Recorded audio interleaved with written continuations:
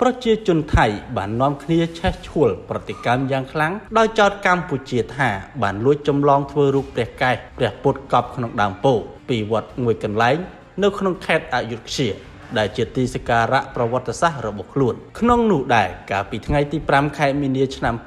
2026កន្លងទៅមានពិធីបួងសួងបន់ស្រន់ចំពោះរូបព្រះកែសព្រះពុទ្ធមួយអង្គដែលគង់នៅក្នុងឫសដើមពោធិ៍នាវត្តស្វាយជ្រុំក្រុងអារេខ្សាត់ខេត្តកណ្ដាលប្រទេសកម្ពុជា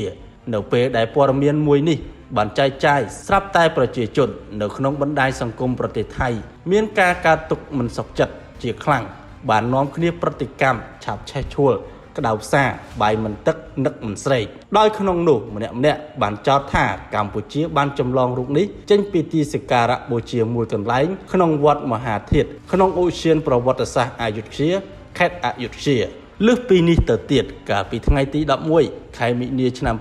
2026កន្លងទៅមានមនុស្សវ័យចំណាស់មួយក្រុមបាននាំគ្នាទៅដល់វត្តមហាធាតុហើយបានលើកស្លាកនៅមុខទីសក្ការៈនោះព្រមទាំងបានអួតថាវាជាផ្នែកមួយនៃវប្បធម៌ថៃអស់រយៈពេល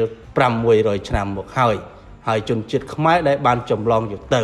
មនុស្សមួយក្រុមនេះបានអះអាងថារបស់ខ្លួនជារបស់ពិតនិងរបស់បុរាណដែលមានអាយុកាលរាប់រយឆ្នាំមកហើយចំណែករបស់កម្ពុជាគឺគ្រាន់តែជាការកសាងឡើងคล้ายៗប៉ុណ្ណោះពួកគេមានការមិនពេញចិត្តជាខ្លាំងហើយពួកគេអះអាងថានឹងធ្វើអ្វីគ្រប់យ៉ាងដើម្បីការពារវត្ថុបុរាណនិងថែរក្សាប្រាសាទរបស់ថៃ